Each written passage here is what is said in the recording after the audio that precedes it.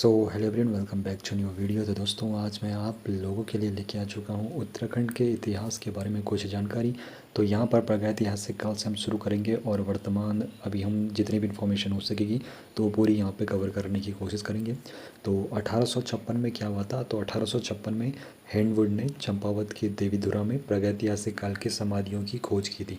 तो किसने करी थी? हैंडवुड ने चंपावत के देवीधुरा में प्रागैतिहासिक काल की समाधियों की खोज 1856 में करी थी। और इन समाधियों को कश्मीर के बुर्ज होम जैसी माना जाता है। कहाँ वाली? जो देवधुरा में है प्रागैतिहासिक काल की समाधियाँ, उनको किसके समान माना जाता है?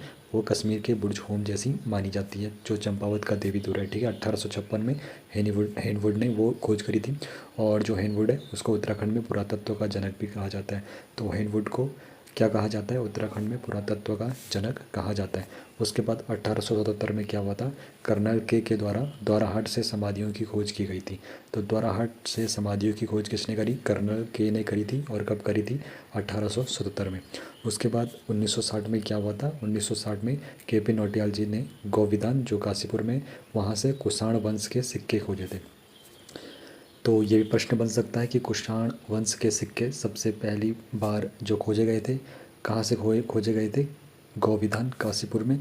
और 1960 में KP नौटियाल जी के द्वारा ये सिक्के खोजे गए थे। और 1968 में क्या होता है? 1968 में MP जोशी जी ने अल्मोड़ा के सुयाल नदी के तट पर लाखों डियार जो है, लाखों गुफा, उसकी खोज करी थी। तो ये भी आपको पता होना चाहिए। 1968 में हुआ क्या था? MP जोशी जी ने क्या करा था? अल्मोड़ा में जो सुयाल नदी है उसके तट पर लाखों गुफा, यानी कि जो लाखों डियार है, उसकी खोज करी थी। और जो ये लाखों डियार है, इसका मुख्य विषय क्या था? सामूहिक नृत्य इसका मुख्य विषय था। उसके बाद 1983 और 2001-2 के करीब क्या हुआ था? गढ़वाल विश्वविद्यालय ने सर्वेक्षण कराया था। पहली बार 1983 में इन्होंने कराया था, और उसके बाद दूसरी बार 2001 और 2 में इन्होंने क्या कराया था? सर्वेक्षण कराया था गढ़वाल विश्वविद्यालय ने चमोली के मल्लारी गाँव में। कहाँ पर कराया था? चमोली के मल्लारी गाँव में सर्वेक्षण कराया था। 1983 में इनको हिमालय वृषभ मिला था। और 2001 और 2 में जो सर्वेक्षण हुआ था उस वक्त इनको क्या मिला था? 5.2 किलो का स्वर्ण मुकुट मिला था। साथ ही साथ मानव कंकाल भी मिले थे और कुछ जानवरों के अवशेष भी मिले थे। तो 1983 में पशु कंकाल मिला था हिमालय वृषभ का। और 2001-2 में जो सर्वेक्षण हुआ था मानव कंकाल मिला था और 5.2 किलो का स्वर्ण मुकुट भी मिला था। ठीक है। और 1985 में क्या हुआ था? तो 1985 में यशोधर मठपाल जी ने अल्मोड़ा के फड़कानौली शिलाश्रय की खोज की थी। तो ये प्रश्न बनेगा कि अल्मोड़ा का जो फड़कानौली शिलाश्रय है उसकी खोज किसने करी? यशोधर मठपाल ने करी 1985 में। तो इतना तो आपको याद होना चाहिए। फड़कानौली अगर पूछा जाएगा फड़कानौली शिलाश्रय कहाँ है, तो फड़कानौली शिलाश्रय आपके अल्मोड़ा में आता है। और इसकी खोज जो किसने करी? यशोधर मठपाल जी ने करी थी फड़कानौली शिलाश्रय की। और ये पूछा जाएगा कब करी थी, तो 1985 में यशोधर मठपाल जी ने फड़कानौली शिलाश्रय की खोज करी, जो अल्मोड़ा में। उसके बाद 1986 में यशोधर मठपाल जी ने नैनीताल के खुटानी नाला से पूर्व पाषाणकालीन प्रस्तर उपकरणों की भी खोज करी। तो 85 में इन्होंने फड़कानौली शिलाश्रय की खोज करी, जो अल्मोड़ा में। और 1986 में इन्होंने यशोधर मठपाल जी ने नैनीताल के खुटानी नाला से पूर्व पाषाणकालीन प्रस्तर उपकरणों की खोज की। कहाँ से करी थी? नैनीताल के खुटानी नाला से यशोधर मठपाल जी ने 1986 में की। उसके बाद 1990 में क्या था? पिथौरागढ़ के बनकोट जिसको कहते हैं, बनकोट से 8 ताम्र मानव आकृतियाँ मिली। तो 8 ताम्र मानव आकृतियाँ कहाँ से मिली? पिथौरागढ़ के बनकोट से मिली। और ये कब मिली थी? 1990 में मिली थी। ठीक है, इतना आपको पता होना चाहिए। 1990 में क्या हुआ था? पिथौरागढ़ के बनकोट से 8 ताम्र मानव आकृतियाँ मिली थी। फिर 1990 में यशोधर मठपाल जी ने क्या करा था? अल्मोड़ा में पेटसाल शिलाश्रय की खोज की। तो एक बार फिर से प्रश्न बन सकता है, जो पेटसाल शिलाश्रय है इसकी खोज किसने करी? तो पेटसाल शिलाश्रय की खोज यशोधर मठपाल जी ने करी। और कब करी? कहाँ से? जो पेटसाल शिलाश्रय आपका है कौन से ज़िले में? तो अल्मोड़ा में आता है।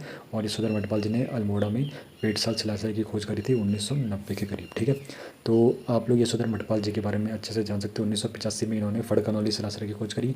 फिर पेटसाल की खोज इन्होंने करी 1990 में। और यहाँ पर 1986 में इन्होंने खुटानी नाला से पूर्व पाषाणकालीन प्रस्तर उपकरणों की भी खोज करी। और जो 8 ताम्र जो यहाँ पे मानव आकृति मिली है वो बनकोट से मिली है। बनकोट कहाँ है? पिथौरागढ़ में। कब मिली है? 1990 में। और पेटसाल शिलाश्रय की खोज यशोधर मठपाल जी ने करी थी 1990 में। और पेटसाल इस शिलाश्रय जो है ये कहाँ है? ये अल्मोड़ा में। उसके बाद 1994 में क्या हुआ था? धारसिल अभिलेख जो है अनंतपाल द्वितीय से ये संबंध रखता है। धारशिला अभिलेख उन जो अनंतपाल द्वितीय से संबंध रखता है, तो ये भी पूछा जा सकता है कि अनंतपाल द्वितीय से संबंध रखने वाला अभिलेख कौन सा है, तो वो है आपका धारशिल शिलालेख। और धारशिल शिलालेख की खोज कब करी थी? 1994 में की गई थी। तो ये भी आपको पता होना चाहिए। अनंतपाल द्वितीय से संबंध रखने वाला अभिलेख धारशिल शिलालेख है और इसकी खोज 1994 में हुई। तो अब बढ़ते हम आगे पौराणिक काल और प्राचीन जातियों के बारे में कुछ इन्फॉर्मेशन ले लेते हैं। तो सबसे पहले आपको बता दूँ जो पौराणिक काल और प्राचीन जातियों में है, तो 1000 ईसा पूर्व से लेकर 300 ईस्वी तक कुनिंदों का उत्तराखंड में शासनकाल माना जाता है। कुनिंदों का उत्तराखंड में शासनकाल कब माना जाता है? 1000 ईसा पूर्व से लेकर और 300 ईसा पूर्व तक कुनिंदों का उत्तराखंड में शासनकाल माना जाता है। और उत्तराखंड पर शासन करने वाली पहली राजनीतिक शक्ति कौन थी? कुनिंद थी। ठीक है, उत्तराखंड पर शासन करने वाली पहली राजनीतिक शक्ति पूछा जाएगा, तो उत्तराखंड पर शासन करने वाली पहली राजनीतिक शक्ति कौन है? कुनिंद थी। और अगर पूछा जाएगा कि ऐतिहासिक शक्ति कौन है, तो आपको कमेंट सेक्शन में बताना, क्योंकि मैं पिछली कई वीडियो में आपको बताया कि उत्तराखंड पर शासन करने वाली पहली ऐतिहासिक शक्ति कौन है। इसकी इन्फॉर्मेशन आपको पिछली वीडियोस में कई बार मिली है। तो उत्तराखंड पर अगर पूछा जाएगा शासन करने वाली राजनीतिक शक्ति के बारे में पूछा जाएगा, तो राजनीतिक शक्ति आपकी कौन है? कुनिंद। ठीक है, उसके बाद 257 ईसा पूर्व में कालसी में सम्राट अशोक मौर्य का अभिलेख स्थापित किया गया था। तो 257 ईसा पूर्व में कहाँ पर? कालसी में सम्राट अशोक मौर्य का अभिलेख स्थापित किया गया था 257 ईसा पूर्व में। और इसकी जो खोज की जाती है, जो यहाँ पे अशोक मौर्य का जो अभिलेख मिलता है, इसकी खोज 1860 में की जाती है। और ये कौन करता है? जॉन फॉरेस्ट करता है, जिनको कहीं कहीं पर फॉरेस्टर के नाम से भी बताया गया किताबों में। 1860 में खोज होती है, जॉन फॉरेस्ट करता है इसके अशोक मौर्य का जो अभिलेख था। और कहाँ पर करता है? कालसी में करता है, 257 ईसा पूर्व का था जो। उसके बाद 1885 में क्या होता है? खस जाति को शुद्ध वर्ग में शामिल किया गया। तो 1885 में खस जाति थी उसको शूद्र वर्ग में यहाँ पे शामिल किया गया था। और जो राजवंश थे, कुनिंद, पौरव, कार्तिकेयपुर, कत्यूरी, चंद, परमार, पंवार, तो इन राजवंशों के बारे में भी हम अच्छे से जानेंगे। तो कुनिंद वंश जो था, इसमें जो सर्वशक्तिशाली राजा था, कुनिंद वंश का सर्वशक्तिशाली जो राजा था अमोघ भूति था। और इनके इतिहास का एकमात्र स्रोत क्या थी? इनकी जो मुद्राएं थी वही इनके बारे में अच्छे से बताती है। इनकी मुद्राएं क्या बताती है? कुनिंद वंश के बारे में अच्छे से बताती है। और सबसे जो सर्वशक्तिशाली राजा था अमोघ भूति था कुनिंद वंश का। और पौरव वंश में क्या हुआ था? तो यहाँ पे कत्यूर की बात कुनिंदों से पहले की इन्फॉर्मेशन ये है। तो यहाँ पे पौरव वंश का जो संस्थापक था विष्णुवर्मन को यहाँ पे माना जाता है। पौरव वंश का जो संस्थापक था विष्णुवर्मन को माना जाता है। और इनकी जो पौरव वंश की जो राजधानी थी ब्रह्मपुर थी, कत्यूरी घाटी में, कत्यूरी होगा यहाँ पे। और उसके बाद कार्तिकेय राजवंश के बारे में आपको बताऊँ, तो यहाँ पे जिसको कत्यूरी राजवंश के नाम से भी जाना जाता है, वो कौन सा वंश था? कार्तिकेयपुर राजवंश, जिसको कत्यूरी राजवंश के नाम से भी जाना जाता है। तो 700 ईस्वी में कत्यूरी राजवंश की जो स्थापना होती है वासुदेव ने की। और कुछ स्रोतों के अनुसार 800 ईस्वी में इसको बताया जाता है। तो 700 ईस्वी में कत्यूरी वंश की स्थापना वासुदेव ने की थी। और कुछ स्रोतों में 800 ईस्वी बताया जाता है। और 820 ईस्वी में शंकराचार्य ने केदारनाथ में प्राण त्यागे थे। तो शंकराचार्य ने केदारनाथ में प्राण कब त्यागे? 820 ईस्वी में। और वे ईष्णगण के काल में उत्तराखंड आए थे। ईष्टगण के काल में वो उत्तराखंड आए थे। और अंतिम शासक जो था कार्तिकेयपुर का सुभिक्षा राजदेव था। कार्तिकेयपुर से शासन करने वाला अंतिम राजा अगर पूछा जाएगा, तो कार्तिकेयपुर वंश का जो अंतिम शासक था वो सुभिक्षा राजदेव था। ठीक है, इतना आपको पता होना चाहिए। बाकी कार्तिकेयपुर जो यहाँ पे कत्यूरी वंश की जो स्थापना होती है वासुदेव ने की थी। और आपका बाद में अशांति देव ने राजधानी जो रांचुला कोट है बैजनाथ स्थानांतरित की थी। तो यहाँ पर जो असंति देव है इसने राजधानी रांचुला कोट बैजनाथ में स्थानांतरित की थी। और कत्यूरी घाटी में जो कत्यूर घाटी है उसमें कत्यूरी वंश का अंतिम जो शक्तिशाली शासक था ब्रह्मदेव था। तो कत्यूर घाटी में कत्यूरी वंश का अंतिम शक्तिशाली शासक कौन था? ब्रह्मदेव था। चंद्रवंश के बारे में आपको बताऊं तो 720 ईस्वी में सोमचंद ने चंद्रवंश की स्थापना की थी। तो ये भी कई बार प्रश्न बन चुका है कि चंद्रवंश की स्थापना किसने की? चंद्रवंश की स्थापना की थी सोमचंद ने। और प्रारंभिक राजधानी जो इनकी थी चंपावत में थी। 720 ईस्वी में के करीब सोमचंद ने चंद्रवंश की स्थापना की थी। प्रारंभिक राजधानी इनकी चंपावत में थी। ठीक है, और 1191 में क्या हुआ था? 1191 में नेपाल के जो शासक थे अशोकचल का कुमाऊं पर आक्रमण, उस समय नानकी चंद शासक था। ठीक है, तो 1191 में जो नेपाल का शासक था अशोकचल, कुमाऊं पर आक्रमण करता है। और उस समय जो यहाँ पे चंद शासक था, नानकी चंद शासक था। अशोक चल ने कुमाऊं पर आक्रमण कब किया था? 1191 में करा था। और 1191 में एक और महत्वपूर्ण घटना भारत के संदर्भ में हुई थी, वो कौन सी हुई थी आपको कमेंट में बताना है। बाकी अशोक चल जो नेपाल का शासक था, कुमाऊं पर आक्रमण करता 1191 में। और उस वक्त जो चंद शासक था, नानकी देव था। 1360 में क्या होता है? अभय चंद का अभिलेख चंद वंश का प्राचीनतम अभिलेख माना जाता है। तो 1360 के करीब अभय चंद का जो अभिलेख था, चंद वंश का प्राचीनतम अभिलेख माना जाता है। और 1374 से लेकर 1419 में क्या हुआ? तो गरुड़ ज्ञानचंद ने सर्वाधिक अवधि तक शासन किया था। 1374 से लेकर 1419 तक गरुड़ ज्ञानचंद ने सर्वाधिक अवधि तक शासन किया। फिरोज शाह तुगलक ने इन्हें गरुड़ की उपाधि दी। तो अगर पूछा जाएगा कि ज्ञानचंद को यहाँ पर जो गरुड़ की उपाधि है किसने दी थी, तो फिरोज शाह तुगलक ने गरुड़ ज्ञानचंद को गरुड़ की उपाधि दी थी। और इनका जो शासनकाल था 1374 से लेके गरुड़ ज्ञानचंद का 1419 तक रहा। सबसे लंबे समय तक इन्होंने शासन किया और फिरोज शाह तुगलक ने इन्हें गरुड़ की उपाधि दी थी। 1420 और 21 में क्या हुआ था? उद्यान चंद ने बालेश्वर मंदिर का निर्माण कराया था, और जिसे बाद में विक्रम चंद ने पूरा किया था। ठीक है, तो 1420 और 21 में उद्यान चंद ने बालेश्वर मंदिर का निर्माण शुरू किया था। तो ये भी पूछा जा सकता है कि बालेश्वर जो मंदिर है इसका निर्माण किसने शुरू किया था? तो उद्यान चंद ने करा था। और इसको जो ये मंदिर का कार्य शुरू हुआ था, विक्रम चंद ने इसको पूरा किया था। और कब की बात है? 1420 और 21 की ये बात है। 1437 से लेकर 50 तक क्या हुआ? भारती चंद ने ड्यूटी से 12 वर्षीय युद्ध लड़ा और पहला स्वतंत्र ये शासक बना। तो पहला स्वतंत्र शासक कौन बना? भारती चंद बना। इसने ड्यूटी से 12 वर्षीय युद्ध लड़ा था। ये 1437 से 1450 की बात है, जब भारती चंद ने ड्यूटी से 12 वर्षीय युद्ध लड़ा था और ये स्वतंत्र शासक बन गया था भारती चंद। और 1491 में क्या हुआ था? 1491 में कीर्ति चंद ने गढ़वाल पर पहला आक्रमण किया और अजयपाल को हराया था। ठीक है, तो 1491 में क्या हुआ था? कीर्ति चंद ने गढ़वाल पर पहला आक्रमण किया था और अजयपाल को इसने हरा दिया था। तो ये कब हराया था इसने? 1491 में कीर्ति चंद आता है, गढ़वाल पर हमला करता है, यानी कि अपना पहला आक्रमण करता है और अजयपाल को हरा देता है। 1563 में क्या हुआ था? 1563 में बालो कल्याण चंद ने राजधानी अल्मोड़ा स्थानांतरित की और लाल मंडी जो किला है उसका निर्माण करवाया था। किसने? बालो कल्याण चंद ने। तो ये भी कई बार प्रश्न बन चुका है। 1563 में हुआ क्या था ये भी आपको याद रखना है। बालो कल्याण चंद ने जो राजधानी थी अल्मोड़ा स्थानांतरित कर दी थी। किसने करी थी अल्मोड़ा राजधानी? बालो कल्याण चंद ने। और लाल मंडी किले का निर्माण किसने कराया था? लाल मंडी किले का निर्माण कराया था आपके बालो कल्याण चंद ने। तो ये इन्फॉर्मेशन आप लोगों को होनी ही चाहिए। 1563 की ये बात हो रही है। बालो कल्याण चंद ने राजधानी एक तो अल्मोड़ा स्थानांतरित कर दी थी 1563 में, और साथ ही साथ इसने लाल मंडी किला है उसका निर्माण भी कराया था। 1581 में क्या हुआ था? 1581 में रुद्राचंद्र और बलभद्र शाह व सकलेव देव के बीच ग्वालदम का युद्ध हुआ था। बदानगढ़ का युद्ध के नाम से भी इसे जाना जाता है।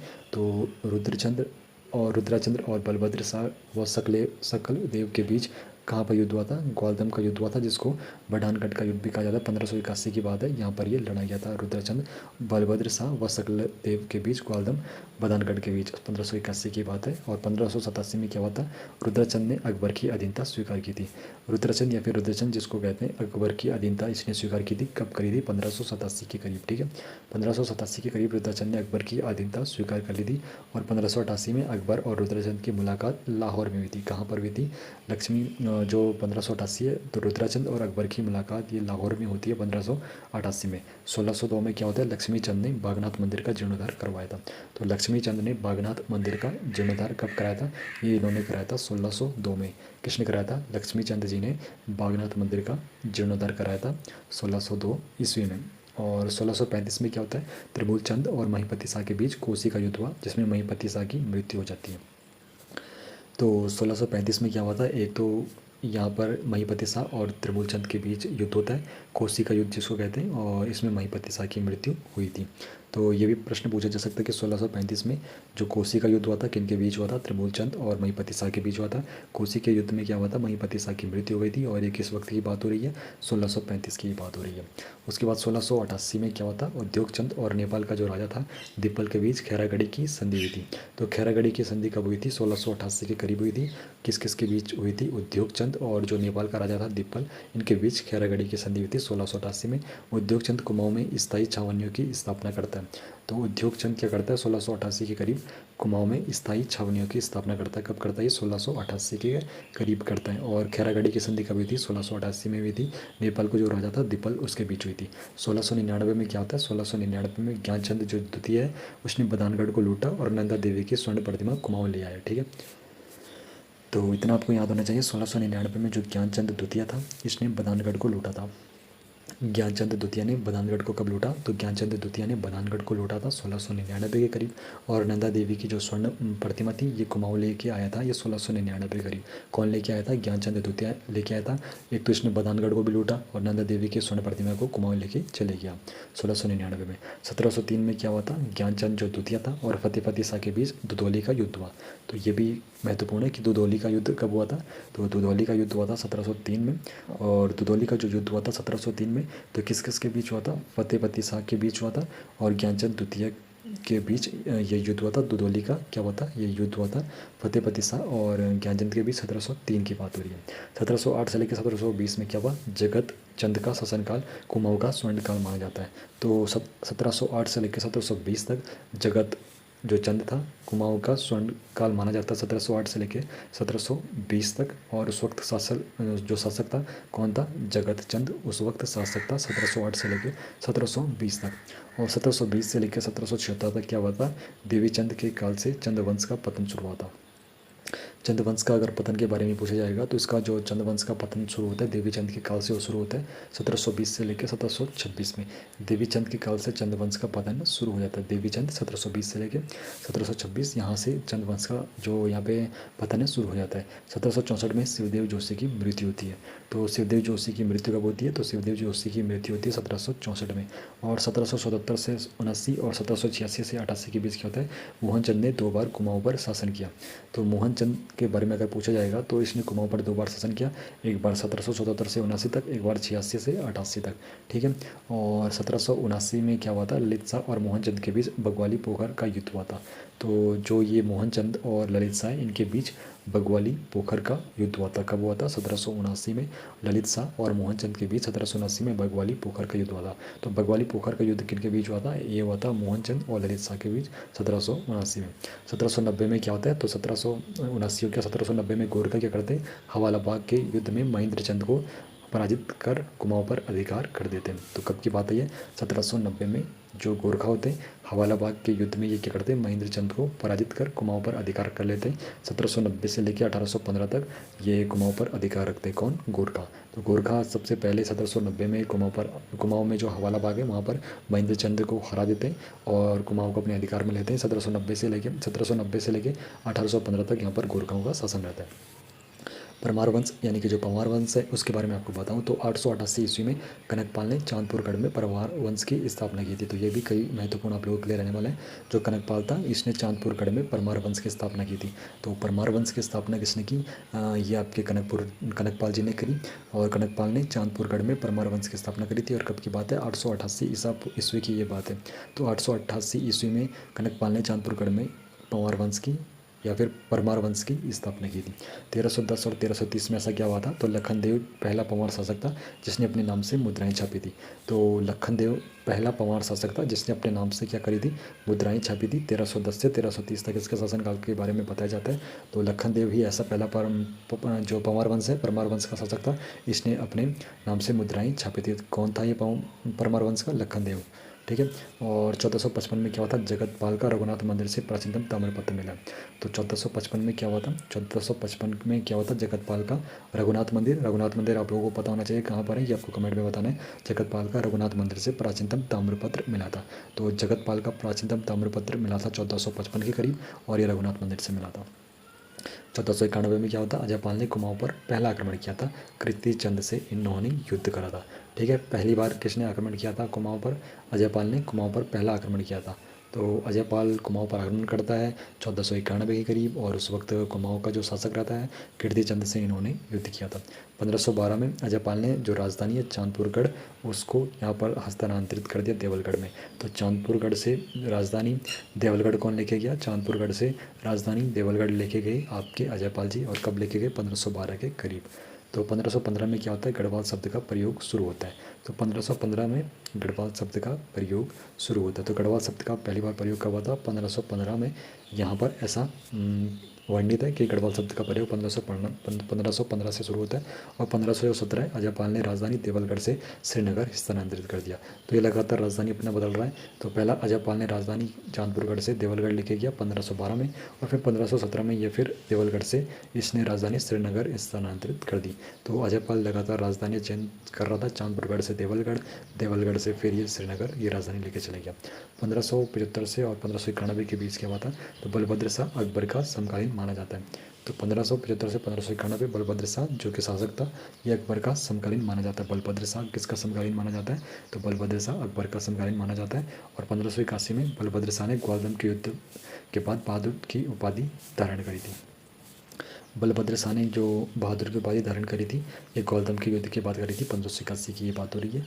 तो बलभद्र शाह ने ग्वालदम के युद्ध के बाद बहादुर शाह की उपाधि धारण करी। तो बलभद्र शाह के बारे में अगर आपको पूछा जाएगा कि बहादुर शाह की उपाधि किसने धारण करी थी, तो ये बहादुर शाह की उपाधि बलभद्र शाह ने धारण की थी। और ये इनने ग्वालदम का जो युद्ध था उसके बाद धारण की थी 1581 के करीब, ठीक है। और 1591 से 1611 के बीच क्या होता है, मानसा का शासनकाल रहता है और विलियम फिंच इसी के काल में गढ़ बनाया था।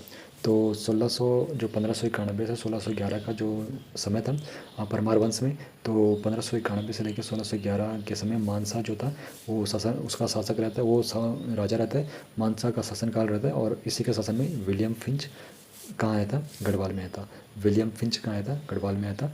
और 1591 से 1611 तक मानसा ने शासन किया था। उसके बाद 1611 से और 1631 तक श्याम शाह का शासनकाल रहा। मानसा के बाद किसका शासनकाल रहा, 1611 से 1631 तक श्याम शाह का शासनकाल रहा। और जहांगीर ने इन्हें हाथी व घोड़े उपहार में दिए। तो अगर पूछा जाएगा कि जहांगीर ने हाथी और घोड़े किसको दिए थे, तो श्याम शाह को क्या करा था इसने, हाथी और घोड़े उपहार में दिए थे। और श्यामकाल का जो शासनकाल है 1611 से लेके 1631 माना जाता है। उसके बाद 1621 में श्याम शाह मुगलों से भेंट करने वाला पहला पवार शासक था। आगरा में जहांगीर से ये मिला था, ठीक है। और श्याम शाह क्या था, मुगलों से भेंट करने वाला पहला पवार शासक था। तो 1621 में ये जहांगीर से मिला था, आगरा में मिला था। तो ये अगर प्रश्न बनता है कि श्याम जो पवार शासक है उनमें कौन ऐसा था जो पहली बार मुगलों से मिले थे, तो वो श्याम शाह था। और 1621 में जहांगीर से मिला था, आगरा में ये मिला था, ठीक है। उसके बाद 1625 में महीपति शाह ने केशव राय मठ की स्थापना की। तो 1625 में क्या होता है, महीपति शाह जो थे इन्होंने केशव राय मठ की स्थापना की। तो अगर पूछा जाएगा केशव राय मठ की स्थापना किसने की, तो केशव राय मठ की स्थापना करते हैं आपके महीपति शाह। और कब करते हैं, ये 1625 में करते हैं। और 1631 में राजा कौन बनता है, महीपति शाह राजा बन जाते हैं। तो 1631 में महीपति शाह राजा बन जाते हैं। 1635 में महीपति शाह की मृत्यु कोसी युद्ध में होती है। अभी मैंने आपको ऊपर बताया था महीपति शाह क्या जो यहाँ पे कोसी में युद्ध होता है वो किसके साथ होता है, तो आपको कमेंट में बताना अगर आप लोग अच्छे से ध्यान से सुन रहे हो। तो महीपति शाह की मृत्यु कोसी में होती है 1635 में। और ये कुमाऊँ का एक शासक था जिसके साथ ये युद्ध करते हैं, तो आपको उसका नाम बताना है। महीपति शाह की मृत्यु कोसी में हो जाती है 1635 में। और 1655 में क्या होता है, शाहजहाँ ने खलीतुल्ला के नेतृत्व में गढ़वाल पर आक्रमण कराया। कब कराया था शाहजहाँ ने, खलीतुल्ला के नेतृत्व में गढ़वाल पर आक्रमण शाहजहाँ ने कब कराया था, 1655 में कराया था। और खलीतुल्ला के नेतृत्व में। और 1675 में क्या था, गुरु राम राय श्रीनगर आए थे। तो गुरु राम राय श्रीनगर कब आए थे, 1675 में। 1676 में क्या होता है, गुरु राम राय देहरादून आए थे। 1675 में गुरु राम राय जी श्रीनगर आए थे और 1676 में गुरु राम राय जी देहरादून आए थे। 1688 में क्या होता है, फतेहपति शाह और गुरु गोविंद सिंह के बीच भानगढ़ी का युद्ध होता है। फतेहपति शाह और गुरु गोविंद सिंह के बीच होता है 1688 में। तो अगर पूछा जाएगा कि 1688 में ऐसा क्या हुआ था, तो 1688 में फतेहपति शाह और गुरु गोविंद सिंह के बीच भानगढ़ी का युद्ध लड़ा गया था। भानगढ़ी का जो युद्ध लड़ा गया था 1688 में लड़ा गया था भानगढ़ी का युद्ध। और भानगढ़ी थी फतेहपति शाह और जो गुरु गोविंद सिंह थे उनके बीच ये युद्ध हुआ था। और 1779 में क्या हुआ था, 1779 में ललित शाह और मोहनचंद के बीच बगवाली पोखर का युद्ध हुआ था। बगवाली पोखर का युद्ध के बारे में अभी ऊपर भी मैंने आपको बताया था। तो बगवाली पोखर का जो युद्ध होता है ललित शाह और मोहनचंद के बीच होता है। और 1779 की बात हो रही है, ललित शाह और मोहनचंद के बीच बगवाली पोखर का युद्ध हुआ था। 1785 में क्या होता, तो 1785 में काकरोली का युद्ध हुआ था। यहाँ पे जय शाह और प्रद्युमन पराक्रम के बीच हुआ था ये, ठीक है। जय शाह और प्रद्युम्न पराक्रम के बीच युद्ध होता काकरोली का युद्ध। तो 1785 में काकरोली का युद्ध हुआ था। 1785 में जोशियानी कांड भी हुआ था। ठीक है, 1785 में एक तो काकरोली का युद्ध हुआ था और 1785 में जोशियानी कांड भी हुआ था। 1791 में क्या हुआ था, गोरखाओं का गढ़वाल पर पहला हमला हुआ था और लंगूरगढ़ की संधि यहाँ पर हुई थी। तो लंगूरगढ़ की संधि के बारे में अगर पूछा जाएगा तो 1791 में हुई थी, जब गोरखाओं ने गढ़वाल पर आक्रमण करने का विचार किया था, आक्रमण किया था। तो 1795 में क्या होता है, 1795 में प्रद्युम्न शाह के शासनकाल में भीषण अकाल पड़ता है। और 51वीं और 52वीं घटना ये है, तो यहाँ पर 1795 में प्रद्युम्न शाह के शासनकाल में भीषण अकाल पड़ता है। तो किस पंवार शासक के शासनकाल में भीषण अकाल पड़ता है, तो वो था प्रद्युम्न शाह। तो प्रद्युम्न शाह के शासनकाल में भीषण अकाल पड़ता है। और बात है 1795 की। 1796 में हार्डविक ने गढ़वाल की यात्रा करी थी। 1796 में क्या होता, हार्डविक जो है इसने क्या करी थी, गढ़वाल की यात्रा करी थी। कब करी थी, 1796 में हार्डविक ने गढ़वाल की यात्रा की थी 1796 में। और 1803 में क्या हुआ था, गढ़वाल में भूकंप आया था, काफ़ी खतरनाक भूकंप आया था और गोरखाओं का गढ़वाल पर दूसरा आक्रमण हुआ था। देखो, गढ़वाल में एक तो भूकंप आया था 1803 में, 1803 में गढ़वाल पर भूकंप आया था।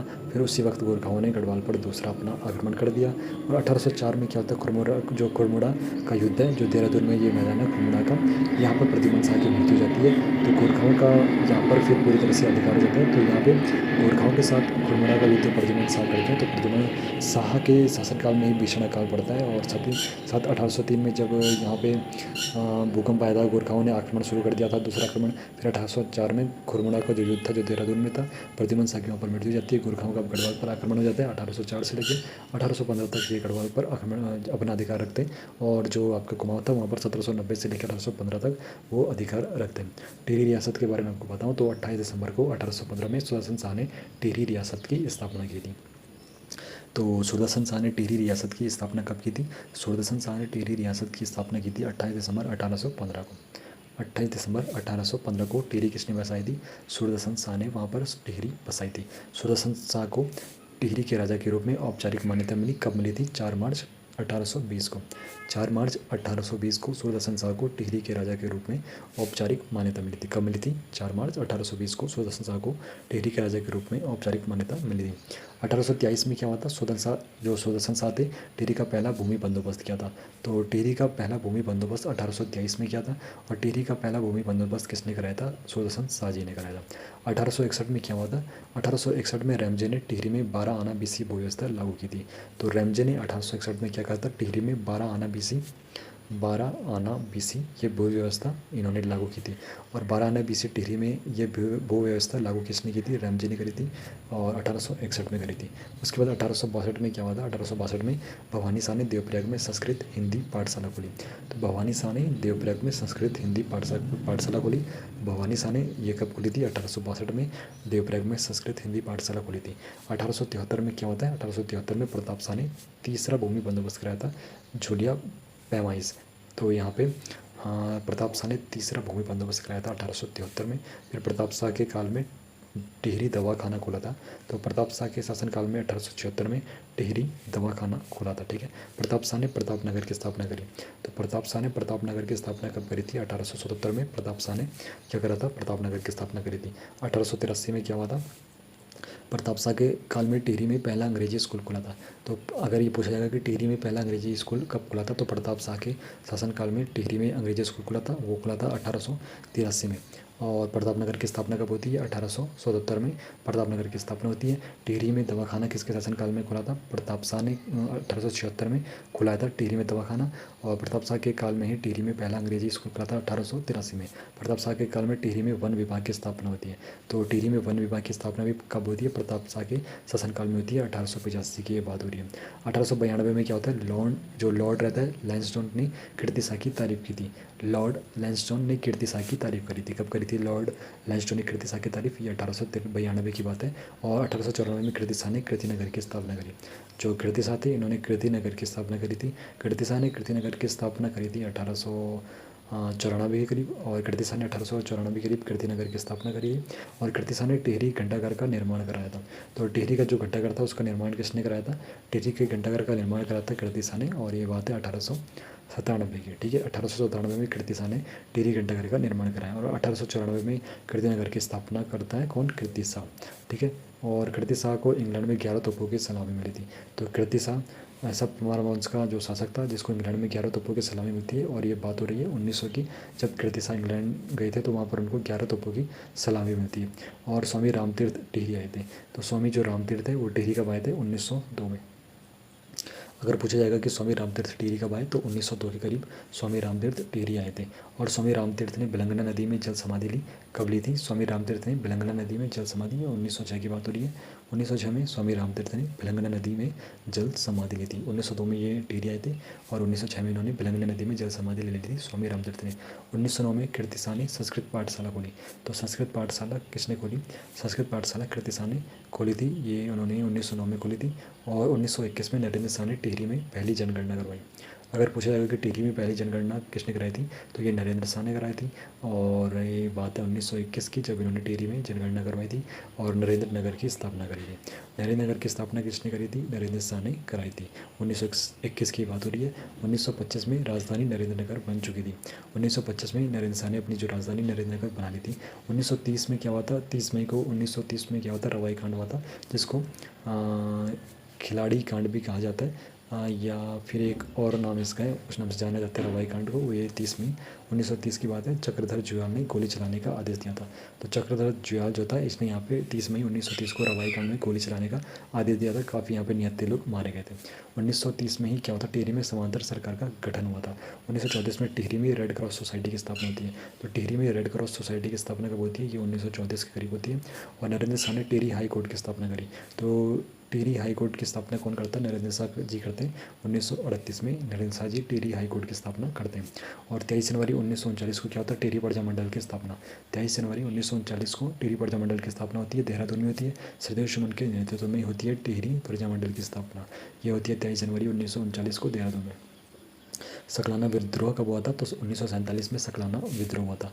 जो सकलाना विद्रोह होता है वो 1947 में सकलाना विद्रोह होता है। और कीर्तिनगर का जो विद्रोह होता है, जब शांति रक्षा अधिनियम भी बनता है, तो शांति रक्षा अधिनियम बनता है 1948 में।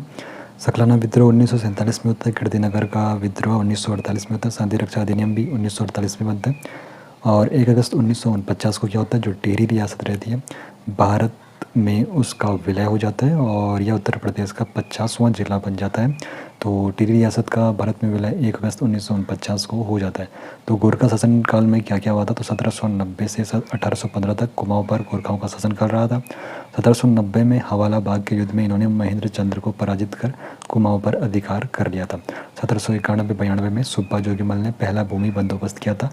तो पहला भूमि बंदोबस्त किसने किया था?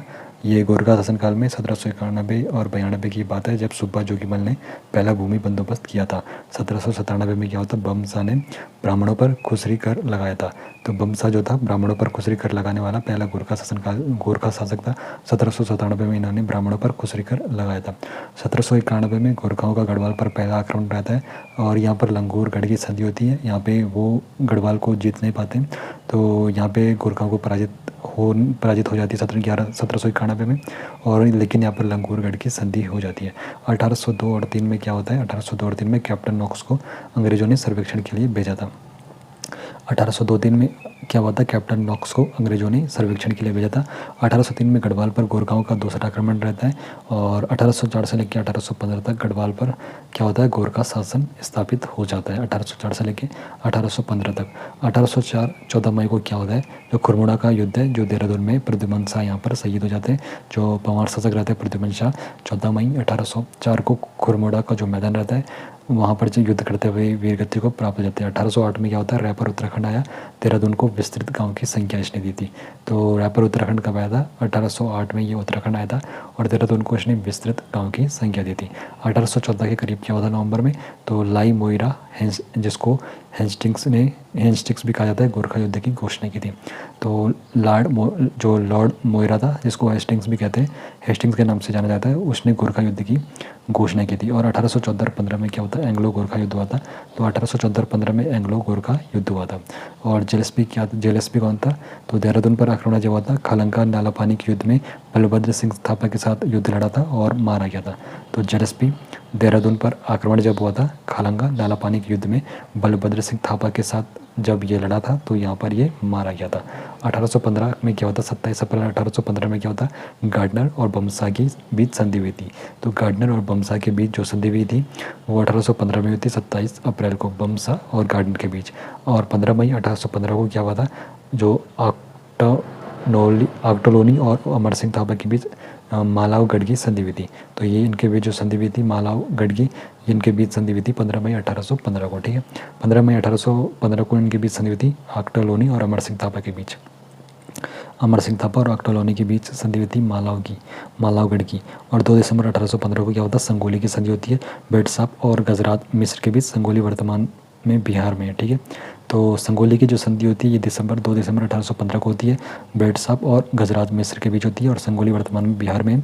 और 1816 में क्या होता है, 4 मार्च 1816 को क्या होता है, नेपाल दरबार द्वारा संगोली की संधि की पुष्टि होती है।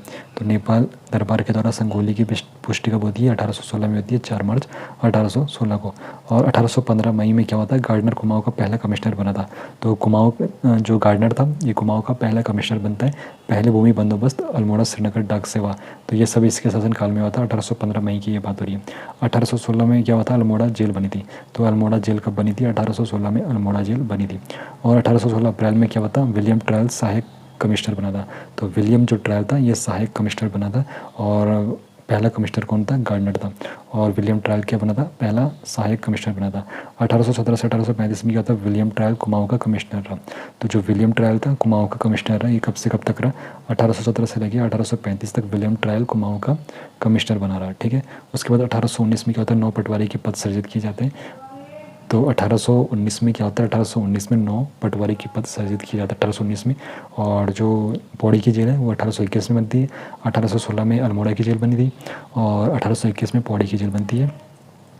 1822 में क्या होता है, आबकारी विभाग की स्थापना होती है। तो 1822 में आबकारी विभाग की स्थापना होती है। तो आबकारी विभाग की स्थापना के बारे में पूछा जाएगा। तो जब पौड़ी की जेल बन गई थी 1821 में, तो 1 साल के बाद 1822 में आबकारी विभाग की स्थापना हो जाती है। और कुली बेगार के समाधान के लिए खच्चर सेना का भी गठन 1822 में होता है। 1823 में क्या होता है, 80 साल बंदोबस्त, पहला विस्तृत भूमि बंदोबस्त कब हुआ था, 80 साल बंदोबस्त के बारे में पूछा जाएगा। तो ये हुआ था 1823 में। और डबल लॉक व्यवस्था कब शुरू हुई थी, तो डबल लॉक व्यवस्था शुरू हुई थी 1824 में। और साल वनों की कटाई पर प्रतिबंध कब लगा था, 1826 में साल वनों की कटाई पर प्रतिबंध लगा था। वन प्रबंधन का पहला यहाँ पर ये प्रयास था, कब, 1826 में। और 1836 में क्या हुआ था, जॉर्ज गोबान ने कुमाऊं में दास प्रथा का अंत किया। तो जो यहाँ पे जॉर्ज गोबान था इसने कुमाऊं में दास प्रथा का अंत किया। और जॉर्ज जो गोबान था कुमाऊं में दास प्रथा का अंत इसने 1836 में किया था। 1836 में जॉर्ज गोबान ने कुमाऊं में दास प्रथा का अंत किया था। 1837 में क्या हुआ था, अल्मोड़ा थाना की स्थापना हुई थी। अल्मोड़ा थाना की स्थापना 1837 में होती है। जो जेल थी अल्मोड़ा जेल वो तो 1816 में बन जाती है। 1837 में क्या होता है, अल्मोड़ा थाना की स्थापना होती है। सदर अमीन का पद यहाँ पे सृजित होता है। 1838 से 1848 के बीच क्या होता है, टॉम लूसिंगटन कुमाऊं का कमिश्नर रहा। तो 1838 से 1848 तक टॉम लूसिंगटन कुमाऊं का कमिश्नर रहा। पहला कमिश्नर जिसकी पद पर रहते हुए मृत्यु हुई तो वो कौन था, टॉम लूसिंगटन। ठीक है, 1842 में क्या हुआ, नैनीताल नगर पालिका के लिए अधिनियम बना था, तराई जिले का गठन हुआ था। तो नैनीताल नगर पालिका के लिए अधिनियम बना था और तराई जिले का गठन हुआ था। 1848 में क्या होता है, बागेश्वर में गोमती नदी पर पुल का निर्माण। तो बागेश्वर में गोमती नदी पर पुल का निर्माण कब होता है, 1848 में शुरू हो जाता है बागेश्वर में। ठीक है, 1840 में मेजर यंग ने उत्तराखंड में आलू की खेती शुरू की। तो अगर पूछा जाएगा कि उत्तराखंड में आलू की खेती किसने शुरू करी, मेजर यंग ने उत्तराखंड में आलू की खेती शुरू करी थी और इसने कब करी थी, 1840 के करीब करी थी। 1840 से 56 तक बेटेन कुमाऊं का सहायक कमिश्नर रहा। 1840 से 44 के बीच रहा और वह कमिश्नर 1848 से 56 के बीच रहा। ब्रिटिश शासन का ये स्वर्णकाल माना जाता है। तो ब्रिटिश शासन का स्वर्णकाल 1840 से 56 के बीच बताया जाता है। जो बेटेन था कुमाऊं का ये क्या था, सहायक कमिश्नर था। पहले 1840 से 44 तक ये सहायक कमिश्नर था, फिर 1848 से लेके 56 तक ये क्या था, ये कमिश्नर बन जाता है। तो 1840 गढ़वाल व 1844 कुमाऊं। बेटेन ने 20 साल बंदोबस्त करवाया था। 8वां भूमि बंदोबस्त कौन सा था, जो बेटेन ने 20 साल बंदोबस्त करवाया था, 1840 गढ़वाल और 1844 कुमाऊं में। 1849 में क्या होता है, यात्रियों के लिए डाक बंगले खोले गए। ठीक है, यात्रियों के लिए डाक बंगले खोले गए थे 1849 में। और 1850 में लंदन मिशनरी सोसाइटी की स्थापना अल्मोड़ा में थी। लंदन मिशनरी सोसाइटी की स्थापना अल्मोड़ा में होती है। तो लंदन मिशनरी सोसाइटी की स्थापना जो अल्मोड़ा में होती है 1850 में होती है। 1855 में क्या होता है, कमिश्नरी अल्मोड़ा से नैनीताल स्थानांतरित की गई थी। और 1856 से 84 के बीच हेनरी रैमजे कुमाऊं का कमिश्नर रहा। तो हेनरी रैमजे के बारे में बहुत बार पूछा जाता है। तो हेनरी रैमजे का जो शासनकाल था, जो यहाँ पे कमिश्नर रहता था कुमाऊं में, 1856 से लेकर 1884 तक ये कुमाऊं का कमिश्नर रहा। और 1857 की जो क्रांति हुई थी, क्रांति के दौरान कुमाऊं का कमिश्नर यहाँ पे कौन था, ये रैमजे ही था, क्योंकि 56 से 84 तक था। और मार्शल लॉ लागू किया, रणबीर सेना का एक गठन 1857 की ये बात है। 1858 में क्या हुआ था, भारत का पहला मेड्राडिच चर्च नैनीताल में हुआ था।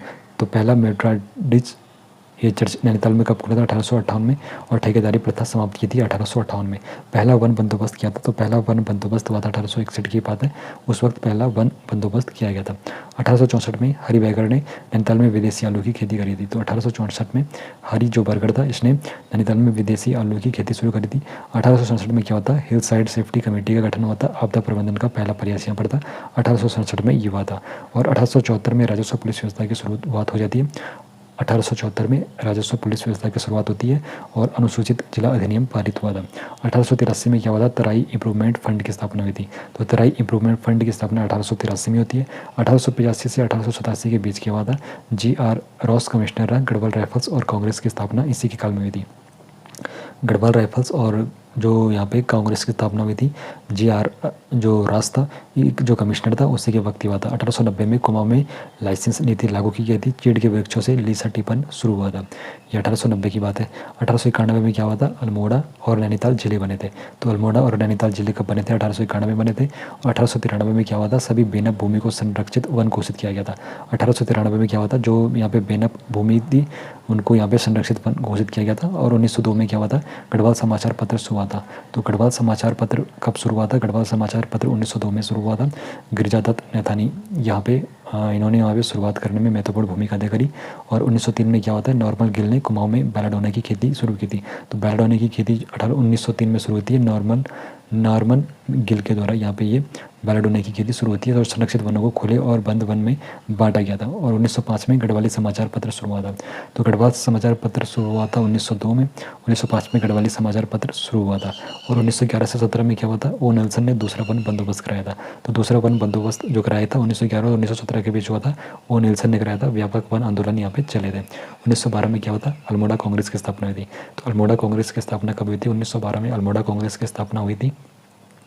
बाकी विशाल कृति मासिक पत्रिका सब जो शुरू हुई थी, विशाल कृति मासिक पत्रिका 1913 में शुरू हुई थी। गढ़वाल के वनों को उत्तरी और दक्षिणी गढ़वाल वन में बांटा गया था 1914 में। कुमाऊं वाटर रूल्स बनाए गए थे 1917 में। कुमाऊं ग्रीवेंस कमेटी का गठन जो होता है, विंडम जो अध्यक्ष रहता है, अपनी रिपोर्ट 28 अक्टूबर 1921 को दी थी। 1921 में हुआ था ये। उत्तरी और दक्षिणी गढ़वाल के वनों को फिर से एक किया गया, 1924 में किया गया था। कुमाऊं क्षेत्र को इलाहाबाद हाई कोर्ट के न्याय अधिकार क्षेत्र में लाया गया। ये कब लाया गया, 1926 के करीब। और 1928 में क्या होता, ब्रिटिश काल का अंतिम भूमि बंदोबस्त गढ़वाल में हुआ था, आवासन के नेतृत्व में हुआ था। तो स्वतंत्रता आंदोलन जो प्रमुख घटनाएं घटी है उनके बारे में भी एक बार जान लेते हैं। तो 1857 में कालू मेहरा ने क्रांतिवीर संगठन बनाया था। 1000 आंदोलनकारियों ने हल्द्वानी पर अधिकार किया था। तो क्रांतिवीर संगठन का किसने नेतृत्व किया था, कालू मेहरा ने किया था। 1857 की ये बात है। 1870 में क्या होता है, डिबेटिंग क्लब की स्थापना अल्मोड़ा में होता है। तो ये भी कई बार प्रश्न बन चुका था कि डिबेटिंग क्लब की स्थापना कब हुई थी। तो डिबेटिंग क्लब की स्थापना जो हुई थी 1870 के करीब हुई थी। और ये कहाँ पर हुई थी, इसकी स्थापना अल्मोड़ा में हुई थी।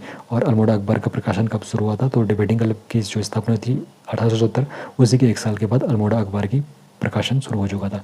1871 में अल्मोड़ा अखबार का प्रकाशन शुरू हो चुका था। और 1883 में क्या होता है, अल्मोड़ा में इल्बर्ट बिल के समर्थन में सभा का आयोजन होता है। और अल्मोड़ा में इल्बर्ट बिल के समर्थन में सभा का आयोजन होता है, 1883 की बात है। और कांग्रेस के जो कोलकाता अधिवेशन में था, ज्वालादत्त जोशी ने भाग लिया था। 1886 की बात है, जब कांग्रेस के कोलकाता जो अधिवेशन हुआ था वहाँ पर ज्वालादत्त जोशी ने भाग लिया था। कोलकाता अधिवेशन में ज्वालादत्त जोशी ने भाग लिया था, 1886 की ये बात है। और गढ़वाल यूनियन की स्थापना कब होती है, तो गढ़वाल यूनियन की स्थापना होती है 1901 के करीब। तो ये भी आपको ध्यान में रखना है, गढ़वाल यूनियन की स्थापना 1901 में होती है। और हैप्पी क्लब की स्थापना कहाँ पर होती है, तो हैप्पी क्लब की स्थापना आपकी अल्मोड़ा में होती है और हैप्पी क्लब की स्थापना आपकी 1903 में होती है। तो ये किसने करा था, ये मैंने कई बार आपको बताया, कमेंट सेक्शन में जरूर आपको बताना है। तो हैप्पी क्लब की स्थापना अल्मोड़ा में होती है। हैप्पी क्लब की स्थापना अल्मोड़ा में 1903 में होती है। उसके बाद इलाहाबाद जो हाई कोर्ट है, इसने कुली बेगार को अवैध घोषित किया था। तो इलाहाबाद हाई कोर्ट ने कुली बेगार को अवैध घोषित करा। 1904 की बात है, इलाहाबाद हाई कोर्ट ने कुली बेगार को अवैध घोषित कर दिया था। और 1907 में क्या होता है, गढ़वाल भ्रांता मंडल की स्थापना लखनऊ में हुई थी। तो गढ़वाल भ्रांता मंडल की स्थापना कहाँ पर हुई थी, लखनऊ में हुई थी। और एक कब की बात है, 1907 की बात है। और कुली एजेंसी की जो स्थापना जोत सिंह नेगी पहले सचिव जो इसके थे, तो कुली एजेंसी की स्थापना 1908 में होती है। तो कुली एजेंसी की स्थापना 1908 में होती है और इसके पहले सचिव कौन थे, जोत सिंह नेगी जी इसके पहले सचिव थे। 1908 में कुली एजेंसी की स्थापना होती है। अल्मोड़ा कांग्रेस की जो स्थापना होती है 1912 में होती है। पहले भी मैंने आपको बता दिया, अल्मोड़ा कांग्रेस की स्थापना 1912 में होती है। और स्वामी सत्यदेव ने शुद्ध साहित्य समिति का जो गठन किया था, विशाल कीर्ति पत्रिका भी शुरू हुई थी 1913 में। स्वामी सत्यदेव ने शुद्ध साहित्य समिति का गठन किया था। तो यहाँ पे स्वामी सत्यदेव ने शुद्ध साहित्य समिति का गठन 1913 में किया था। विशाल कीर्ति पत्रिका भी शुरू हुई थी 1913 में। 1914 में क्या होता है, काशीपुर में प्रेम सभा की स्थापना होती है। तो काशीपुर में प्रेम सभा की स्थापना होती है। ये आपकी काशीपुर में प्रेम सभा की स्थापना 1914 में होती है। जीबी पंत यहाँ पे रहते हैं। और अल्मोड़ा होम रूल लीग की स्थापना भी 1914 में हुई थी। अल्मोड़ा होम रूल जो लीग थी इसकी स्थापना भी 1914 में होती है। और काशीपुर में प्रेम सभा की स्थापना भी होती है 1914 में। 1916 में क्या हुआ था, सितंबर में 1916 में क्या हुआ था, कुमाऊं परिषद की स्थापना नैनीताल में हुई थी। कुमाऊं परिषद की स्थापना 1916 में होती है और ये सितंबर के 20 में होती है कुमाऊं परिषद की स्थापना नैनीताल में। और 1917 में क्या होता है, कुमाऊं परिषद का पहला अधिवेशन अल्मोड़ा में होता है 1917 में। देखो कुमाऊं परिषद आपकी 1916 में बन चुकी थी और इसकी स्थापना नैनीताल में होती है। एक साल के बाद 1917 में कुमाऊं परिषद का पहला अधिवेशन अल्मोड़ा में होता है। उसके बाद एक साल के बाद 1918 में कुमाऊं परिषद का जो दूसरा अधिवेशन है वो हल्द्वानी में होता है। पहला कहाँ पर, देखो कुमाऊं परिषद की स्थापना नैनीताल में होती है, फिर उसके बाद ये अल्मोड़ा में इसका पहला अधिवेशन एक साल के बाद 1917 में होता है। उसके बाद एक साल के बाद 1918 में दूसरा अधिवेशन होता है, ये हल्द्वानी में होता है। उसके बाद 1919 में कुमाऊं परिषद का तीसरा अधिवेशन होता है और ये कोटद्वार में होता है, जो गढ़वाल में होता है। एकमात्र यहाँ पर यह अधिवेशन था कुमाऊं परिषद का। और देखो पहला अल्मोड़ा में होता है, दूसरा आपका 1918 में आपका हल्द्वानी में होता है। हल्द्वानी के बाद आपका फिर कोटद्वार में होता है 1919 में। 1920 में आपका कुमाऊं परिषद का चौथा अधिवेशन काशीपुर में होता है। तो अगर चौथा पूछा जाएगा तो चौथा आपका काशीपुर में होता है। तो ये आपको ध्यान में होना चाहिए। 1917, 18, 19, 20 ये चार अधिवेशन जो हुए थे, पहला आपका अल्मोड़ा में हुआ था, दूसरा आपका हल्द्वानी में होता, तीसरा आपका ये कोटद्वार में था जो गढ़वाल में हुआ था, और चौथा आपका 1920 में होता, ये आपका हुआ था काशीपुर में। उसके बाद 1920 में क्या होता है, 1920 में कुमाऊं परिषद का चौथा अधिवेशन काशीपुर में होता है। 1921 में 13 और 14 जनवरी को क्या हुआ था, कुली बेगार प्रथा का अंत हुआ था। बागेश्वर में सरयू नदी बद्रीदत्त पांडे के नेतृत्व में कुली बेगार प्रथा का अंत हुआ था 13 और 14 जनवरी 1921 को, और बागेश्वर सरयू नदी में। और 13 अप्रैल को क्या होता है, 1921 में कुमाऊं फॉरेस्ट ग्रीवेंस कमेटी का गठन होता है। तो 13 अप्रैल 1921 में क्या होता है, 13 अप्रैल 1921 में कुमाऊं फॉरेस्ट ग्रीवेंस कमेटी का गठन होता है। उसके बाद 1923 में कुली एजेंसी समाप्त हुई थी। तो कुली एजेंसी जो बनी थी वो समाप्त कब होती है, 1923 में कुली एजेंसी समाप्त हो जाती है। और 1925 में क्या होता है, कुमाऊं परिषद का कांग्रेस में विलय हो जाता है। 1925 में क्या होता है, कुमाऊं जो परिषद है उसका कांग्रेस में विलय हो जाता है। 1929 में 14 जून से 2 जुलाई तक क्या होता है, महात्मा गांधी की कुमाऊं की यात्रा हुई थी 14 जून से लेकर 2 जुलाई तक। 14 जून से 2 जुलाई तक कुमाऊं की यात्रा पर रहते 1929 में। और महात्मा गांधी के दांडी मार्च में 3 उत्तराखंडी भी शामिल थे। दांडी मार्च 1930 में हुआ था जो 12 मार्च, उस वक्त उत्तराखंड से 3 लोग शामिल थे। और 23 अप्रैल 1930 को क्या हुआ था, पेशेवर कांड हुआ था। चंद्र सिंह गढ़वाली यहाँ पर मुख्य किरदार पे थे। और 1930 में मई में गडोदरिया स्टोर डकैती कांड भी हुआ था। भवानी सिंह रावत के बारे में आप लोगों ने जरूर सुना होगा। तो 1930 में मई में क्या हुआ था, गडोदिया स्टोर डकैती कांड भी होता। और लैंसडाउन में अमन सभा की स्थापना भी 1930 में होती है। 1937 में क्या होता है, 1937 में चनौदा में गांधी आश्रम की स्थापना होती है शांतिलाल त्रिवेदी जी के नेतृत्व में। तो चनौदा में गांधी आश्रम की स्थापना होती है। तो गांधी आश्रम की स्थापना शांतिलाल त्रिवेदी जी की नेतृत्व में हुई थी और चनौदा में हुआ था। 1937 की बात है। और 1938 में 5-6 मई को क्या हुआ था, श्रीनगर में भारतीय राष्ट्रीय कांग्रेस का विशेष अधिवेशन हुआ था। अलग राज्य की पहली बार यहाँ पर मांग उठी थी 1938 में 5-6 मई। गणदेश सेवा संघ की स्थापना दिल्ली में हुई थी। गणदेश सेवा संघ की जो स्थापना हुई थी दिल्ली में हुई थी और ये श्रीदेव सुमन ने करी थी। 1938 की बात है।